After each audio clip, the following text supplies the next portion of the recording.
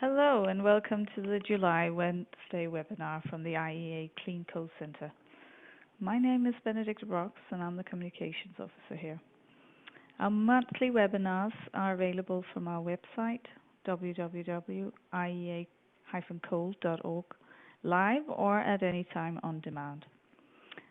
Our reports are also available for download.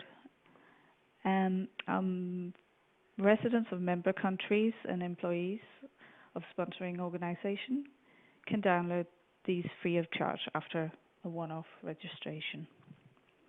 The subject for today's webinar is IEA Clean Coal Centre, what we do and why we do it, presented by Dr. Andrew Minchener. Here you go,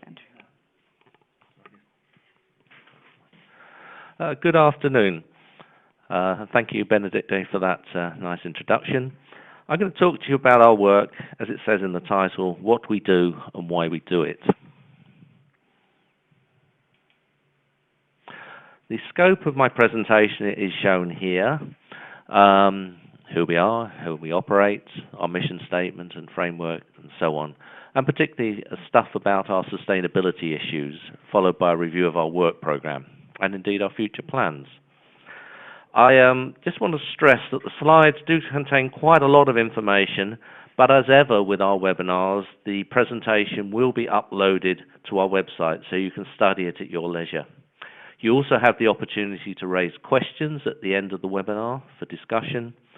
And of course, at the Clean Coal Centre, we will be happy to provide further information and explanation on any aspect of my presentation or indeed any aspect of our work. Okay, who are we and how do we operate? We are badged as the IEA Clean Coal Centre.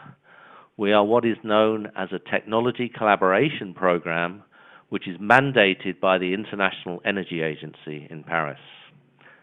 We are supported financially by national governments, known as contracting parties, and by corporate industrial organizations known as sponsors. Now, on the left-hand side of this slide, there is a representation of our various financial supporters. On the top half of the slide, from Australia round to the USA, this is showing the national government members, which are mostly OECD countries, though we're also very pleased to acknowledge within that group we have the Republic of South Africa, which is a developing country, but also a contracting party. Now, the lower half of the slide shows the corporate industrial members. And as you can see, many, or in fact indeed most of these, are from developing countries. We have representations from South Africa, from Thailand, from China, from India, from the United Arab Emirates, for China again, a spin-off from one of the Korean energy companies, and a Russian coal company. And then some also UK-based ones, which are very much appreciated. And I think the point to stress there is that this is a reflection that there is an increasing focus for growing coal use in developing regions of the world. And I will cover that in a little bit more detail shortly. This is our mission statement. Our role is to continue to provide our members, including the IEA Working Party on Fossil Fuels and indeed other interested parties, with objective information analysis on all coal-related trends compatible with the UN Sustainable Development Goals. This shows those goals, and in later slides I'm going to explain which ones are particularly relevant to the coal sector, so I'm going to move on quickly here. Our operating framework is such that we cover all aspects of coal production, coal transport, coal processing, and coal utilization. And we look at that particularly within the rationale for balancing the issues of security of supply against energy affordability and indeed environmental issues, including climate protection. Within our program, we consider policy and regulatory issues as well as efficiency improvements, lowering greenhouse gas and non-greenhouse gas emissions, reducing water stress, financial resourcing, looking at market issues, very much looking at technology development and especially deployment, looking again at the issues relating to poverty alleviation through universal access to robust and reliable electricity, various other sustainability issues, and indeed the social license to operate, which is quite a large chunk. In terms of our interaction between our program and the UN Sustainable Development Goals, back to those goals, and these ones listed here are the ones that we feel are most relevant in terms of what our program addresses and how that links into these particular 8 goals. And our operating framework is, as I said, and I'll elaborate a little bit more, is designed to identify and publicize the best practice in every aspect of the coal production and utilization chain, so that this should help to significantly reduce any unwanted impacts on health, the environment and climate, and indeed to ensure the well-being of societies worldwide. I feel it's very important just to put this slide up to recognize that we need to balance various key issues when we talk about energy. I think this slide is actually a very simplistic but useful representation of the basis of every country's strategic energy policy. First and foremost, when a country is establishing an energy policy, security of energy supply has to be uppermost in terms of priorities. Equally, one's got to look at the affordability of that energy, as that will have direct impact on economic development in that country. And thirdly, there is the increasing need to look at environmental issues and indeed climate protection. Now, the thing about a trilemma is that you cannot maximize all 3 aspects of that trilemma. So in fact, what you have to do will represent a compromise. And I think it's very important to recognize that, because one cannot just focus on climate protection, and very important that it is, if one's going to leave the country vulnerable because there's no security of energy supply, for example. The next slide links with that very well, I think. This is one of my favorite slides, as anyone who's heard one of my presentations before will know. And it shows a simple representation of the continents of our world, of our globe. And one part of that is highlighted, like it's under the spotlight, and that spotlight is on Asia. As it says on the slide, there are more people living inside this circle within Asia than outside of it. And guess what? Much less than half of the global energy use is in the Asian region. And it's not a static region. There's a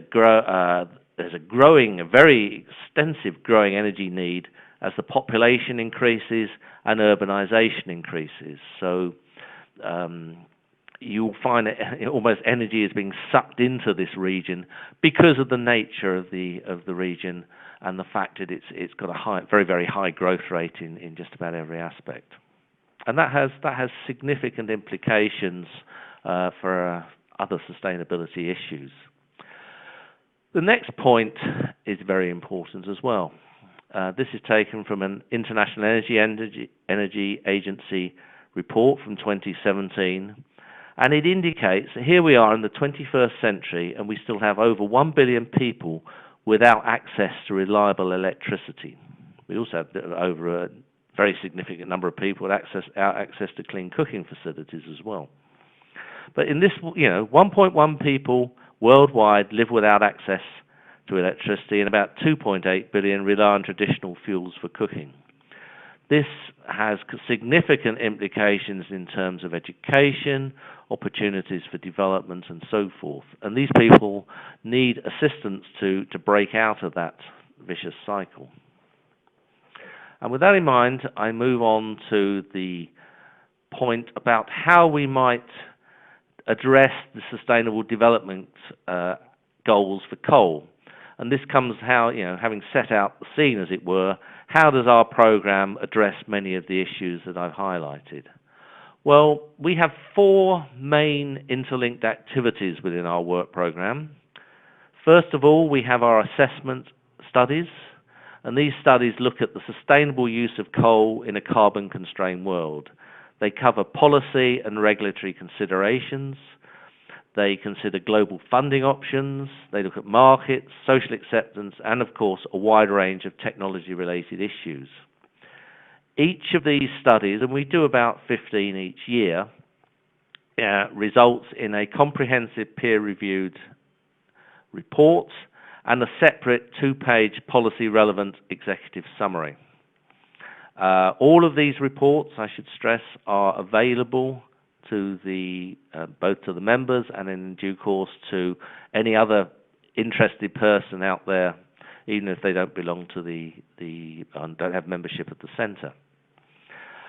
The assessment studies are particularly important because they underpin all our other work. They provide our ongoing development of understanding and knowledge about energy issues, coal-related energy issues worldwide, and we use those in various ways in our other aspects of our program, not least in our outreach activities, where we are increasingly working in developing and industrializing countries, and often in collaboration with like-minded organizations.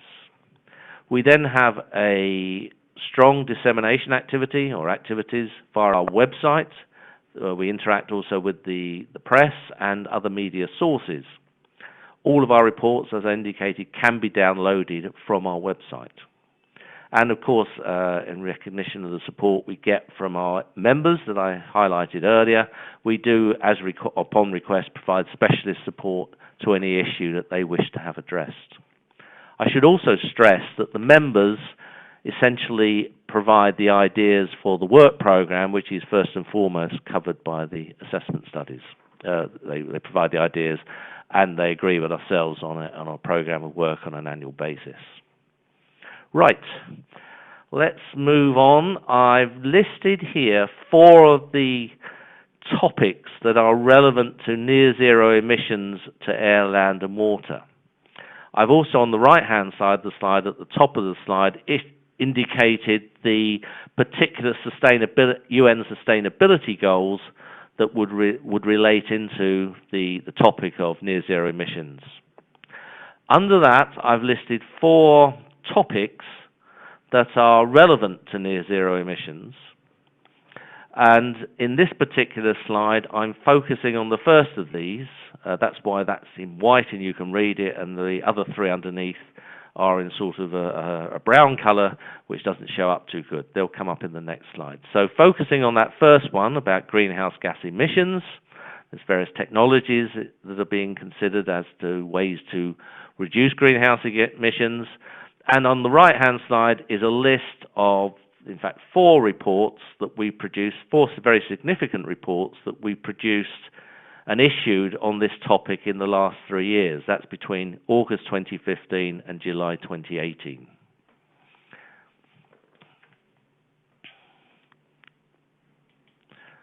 When we then consider the other 3 topics, we have non-greenhouse gas emissions, what we call conventional pollutants. We have the very important topic about the coal-water nexus, water stress, and how one might address those issues. And the third remaining topic is waste discharges and land rehabilitation. And again, you can see on the right-hand side of the slide the 3, 6, 9, 10 reports that we've issued on these 3 particular topics in those last 3 years. I won't dwell on these in any detail. All of the information is available. The presentation, as I said, is available, but you can also get a lot of information and immediate access to all the executive summaries of these particular reports from our website. Moving on to another topic, which is working towards a cleaner, dependable and affordable infrastructure. This shows 4 further UN sustainability goals that are applicable to this. And again, I've listed 6 particular topics here, and on this particular slide I'm dealing with the first 2, and again you can see a significant range of studies that we've undertaken in the 3 years that I've referred to. And then finally on this there is the other 4 topics, that 3 topics, that that are related to working towards cleaner, dependable and affordable infrastructure. And again, the reports for those are listed on the right-hand side of the slide. And so I hope you get a feel there for how we're trying to address the UN sustainability goals within our wide-ranging program. As I said, the studies provide the underpinning for our work, and a lot of our work now is finding different ways to get that information out to the people who need it. So our studies program is the starting point, and we've then got a lot of work ongoing for our outreach activities. We believe this is important because we can provide focused information to organizations and to individuals that we have identified who would particularly benefit from access to our information. We can work with like-minded organizations to ensure optimizing impact. That includes various branches of the United Nations, where we work very closely. Also, though, with development banks and government-based funding agencies. We've had some very effective collaborations and continue to have effective collaborations with such organizations. The scope of our outreach work would include organization and presentation of major conferences, organization and presentations at specialist workshops, and face-to-face meetings with key stakeholders. And I'm now going to say a bit about each of those particular approaches within our program.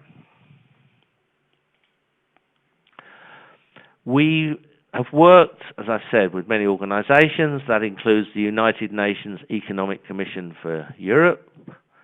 We've worked with the UN Environment, the US Department of State, the National Energy Administration of China, the UK Foreign and Commonwealth Office, and the World Bank.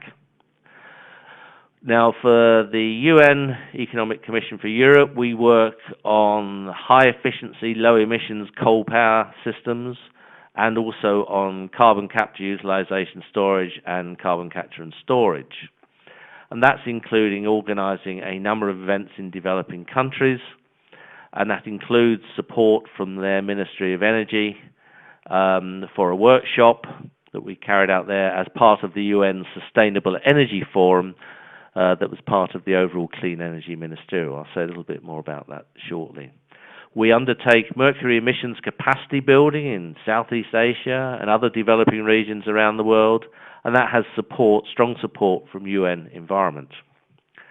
We link into those UN Environment studies a number of efficiency studies which are supported financially via the US Department of State, and we also provide our own non-financial support for other workshops and conferences that complement our own activities. And I would just like to highlight a recent one in June of this year when we co-sponsored the Technical University of Freiburg's conference on coal and the circular economy, which I think is going to be very much a growing topic for those who are working in the sector at present.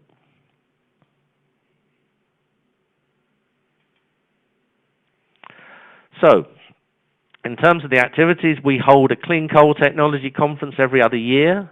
Up to now, these have been in Europe, in line with the broad wishes of our attendees. But we have some very exciting news that we're now working with the US Department of Energy and have high hopes that the next year's conference, which will take place either in late May or early June, will actually take place in the United States of America. And we're very much hoping that we'll get that to fulfillment. As I said, the specialist mercury workshops, we hold specialist workshop series. That includes looking at advanced developments of high-efficiency, low-emissions coal power plants.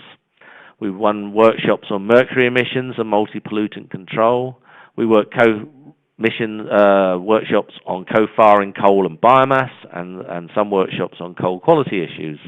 These take place every year or every other year, and again, in line with the ethos of our program, those are undertaken increasingly in developing countries and industrializing nations. And we're also now examining options to initiate a workshop series on non-energy uses of coal. Just a few examples of that. We ran our last Clean Coal Technology Conference in Italy, in Sardinia in fact, and the local host there was Sottocabo, who's a very strong supporter and member of the Clean Coal Centre. We had 325 delegates from 33 countries, around the world who attended. And we held a 3-day event with 3 parallel topic streams with daily keynotes and plenary speeches from invited speakers. And we held 2 very interesting and interactive panel sessions looking at the relationship of coal to other energy sources worldwide, which provoked some very interesting discussion. Moving on to this workshop series on advanced ultra supercritical and high efficiency low emission coal power plants. This slide shows the event history, and you can see we ran our first one of these in 2012. That was actually in Vienna. We then ran a number of others on a sort of year and a half basis. And our most recent one of those was actually held in Rome in December of last year. The little table below that shows the core work which is being presented each of these workshops, which is the major national collaborative work programs that have been undertaken to develop materials that can make use of higher temperature and higher pressure steam. Now, the drive behind that is that the higher the steam temperatures and pressures, the higher the process efficiency you can attain. But as you go to these more extreme conditions, you need more resistant and stronger materials, which have now been developed and tested and are at the point where they're now starting to be introduced into key parts of a number of different units. So we've had representations from all 5 of those programs at our workshops, from Europe, the USA, from Japan, China, and India. All have reported very openly on their programs and their strategic approach to taking these forward to demonstration and hopefully then deployment. We also have attendance from a number of major technology developers, and this I'm just highlighting some work that was presented by General Electric at our last workshop in December of last year. And this shows a basic outline of a GE design that's now available on a commercial basis that can actually achieve above 49% cycle efficiency, which is a significant jump from the state-of-the-art plants at the moment, which have cycle efficiencies of around 47%. At the same time as this core part of the program, we've been introducing other work that's going on, and there's I have to say, a lot of very innovative work that's ongoing in terms of components development and integration. And indeed, this is the concept being pioneered by our very good friend, Professor Feng Weizhong of the Waigaoqiao number 3 power plant, and that comprises 2 1,000 megawatt electrical units and is a power plant in Shanghai of China. Now that is in itself a very efficient plant, but what Professor Feng and his team have been doing is going from the traditional steam turbine, where the steam is recycled about once, to what's called a double reheat steam turbine, where the steam is reintroduced into the system twice. That is more expensive than the standard units, but it does give you a higher cycle efficiency. And we are now seeing the steam conditions increasing here compared to what else they have in China. And most interestingly, for me at least, is the fact that he has taken the steam turbine, which traditionally has been in a turbine hall towards the lower levels of the power plant, and the steam is actually generated and taken off at the top of the power plant and brought down in a long pipe to feed into the steam turbine. What's been done by Professor Feng is to split the turbine so the high pressure and intermediate pressure components are located at the top of the boiler. This has the advantage of avoiding this pipe, which is very expensive, and also a significant efficiency loss. So by putting these units at the top, he can reduce the capital cost and increase the efficiency. Don't just take that word from me. His designs have been carefully considered by both GE and Siemens, who have believe they are very feasible and are supporting the work that's being underdone in terms of building a 1,300 megawatt unit, including the double reheat turbine and the split level, which is then on the split level basis, and that's being built at Pingchong in Anhui province and should be operational as a demonstration unit, a full-scale demonstration unit, in the early 2020s. And on that basis, you should be able to get a cycle efficiency very close to 50%. If you then look to take all the sort of improvements that I've suggested, you could be looking at a coal power plant with cycle efficiencies of close to 53%, which is a phenomenal improvement over a very short period of time. Right, moving on. Another area we're very involved in is the co-firing of coal with a renewable near-zero carbon source, which is a feedstock. And that's biomass in various shapes and forms. The approach of this is that by feeding biomass in place of some of the coal, you lower the carbon intensity of the overall process, but also, particularly for developing countries, it does provide a means to dispose of agricultural residues, which otherwise tend to get burnt indiscriminately in the fields and create enormous pollution as well as significant carbon emissions. So there's been a lot of work originally in Europe, and what we've been facilitating is bringing together the experts from Europe and other OECD countries and linking up to the developing country organizations that are particularly keen to take this forward because they have so much agricultural residue. This slide shows again the history of our plants on the right-hand corner. The first one was run in January 2011. The last one we ran was June of last year in Beijing, China. And the next one we're going to run is September 2018 in Copenhagen in Denmark. Registration is open for that, so if you are particularly interested in this topic or have been to other ones and enjoyed them, I would strongly suggest you register soon because there is limited accommodation, limited room in the auditorium, and tickets are going fast. The other point is within the program, as well as the technical areas, we've also been looking at policy and regulatory issues and indeed financial incentivization options from a developing countries perspective.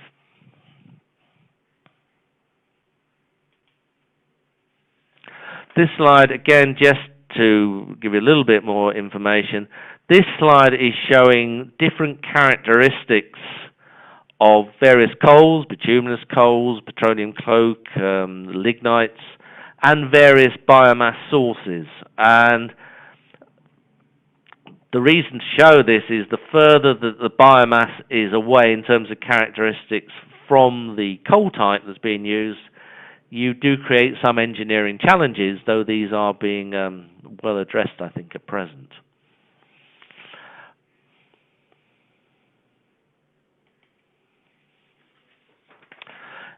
As ever, one of the areas where this is now starting to look important is China. I said that we had last year's workshop in China, and indeed we had, unlike most of our workshops where we tend to have about 80 people, in fact limit it to 80 people, our Chinese hosts actually expanded the venue that we used, and we had 320 people, including policy officials from the state government and almost every province in China, and key people from the power sector and from the design institutes. And we had a very exciting 2 days program with a lot of discussion both in the sessions, in the breaks between the sessions, and after the conference and at the end of each day. This slide lists the steps that China is now taking to take forward co-firing development.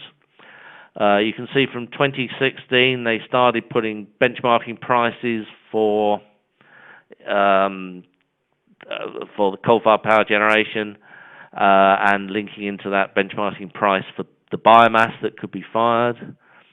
The National Energy Administration at the end of 2016 announced a coal coupling power demonstration program as part of its 13th five-year plan.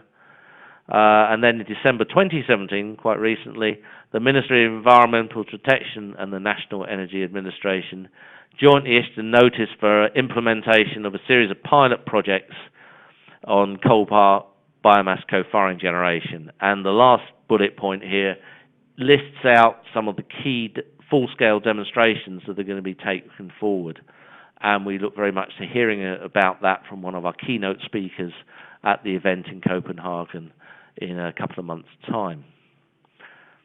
Right, I will now move on to our collaboration with other organizations. I mentioned the United Nations Economic Commission for Europe. This has established a working relationship, an operational panel with global experts, including people from the Clean Coal Centre, which is looking at both the impacts of both HELE technologies and of carbon capture utilization and storage, and helping from that to take forward strategic initiatives and policy-related activities. I mentioned the Kazakhstan activities, which I was present at. We established a workshop there, and this was undertaken during the time of the Kazakhstan Clean Energy Ministerial, which was followed by the UN Sustainable Energy Forum and then the National Economic Forum, and I took part and presented in these activities. We also work very closely, excuse me, what's happened there? Sorry, that slide just didn't come up, but that's basically just indicating what we were doing in Kazakhstan. I'll move it forward. Collaboration with UN Environment, we've had a very long cooperation with them on aspects and issues associated with mercury emissions from coal-fired plant. We have, or we are, a joint lead in the UN's Coal Partnership Program, which was set up in 2007. And we've been providing with others on this partnership expert advice into the negotiating rounds that led up to the signing of the Minamata Convention in 2016. Most importantly, we also produced the best available technology guidelines for reducing mercury emissions for coal that could be compatible with meeting the Minamata Convention requirements. The right-hand side shows some information from the UN website that relates to our activities there.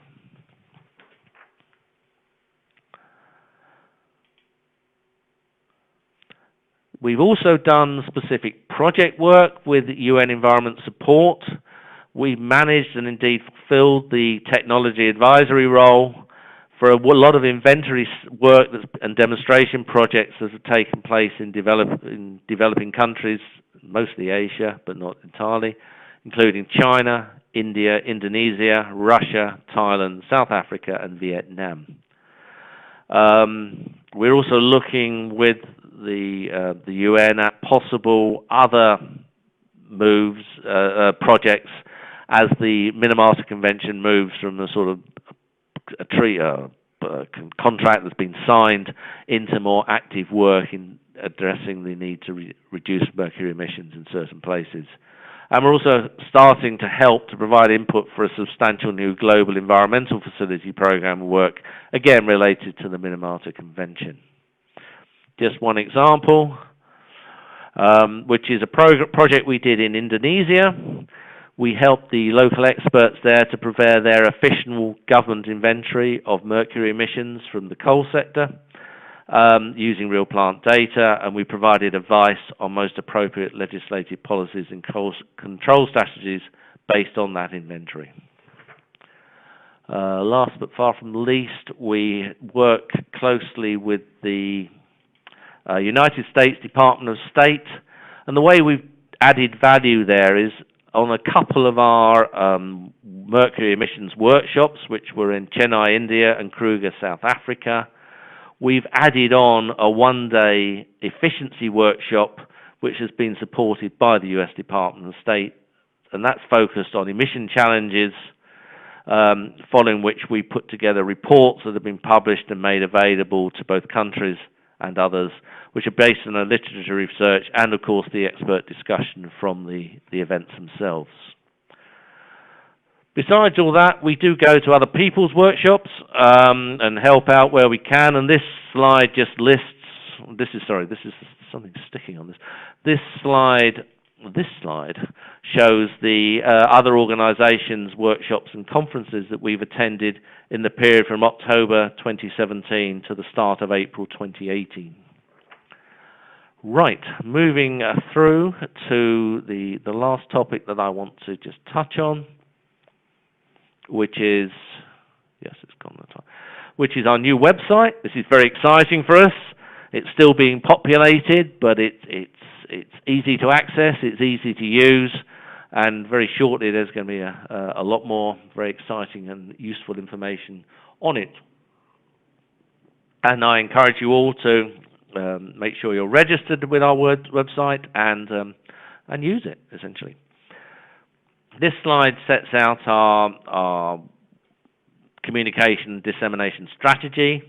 We're trying to ensure that our members have ready access to all our output from the work program, and together with any commentary we might make on other coal-related information from external sources that have placed it in the public domain. We are using the website to deliver strategic policy-relevant messages that will be suitable to government policymakers, to opinion formers, and to supportive NGOs worldwide. And we're providing industry and related stakeholders such as academia and the scientific community with comprehensive information on coal-based technologies, and that can cover techno and socio-economic issues, energy and environmental topics, and whatever, in line with what I was discussing earlier in the presentation.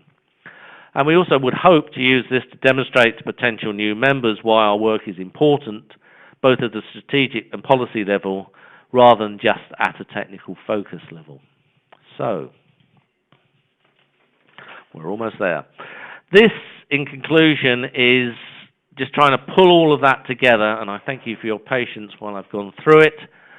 I think you'll get the impression from what I've said, I hope you'll get the impression from what I've said, that our program is not in any way static. It's evolving, and it's evolving rapidly, both in terms of the content and the method of delivery, both as a part of our need to ensure that it remains strategically relevant, and that's both for our members and indeed other stakeholders.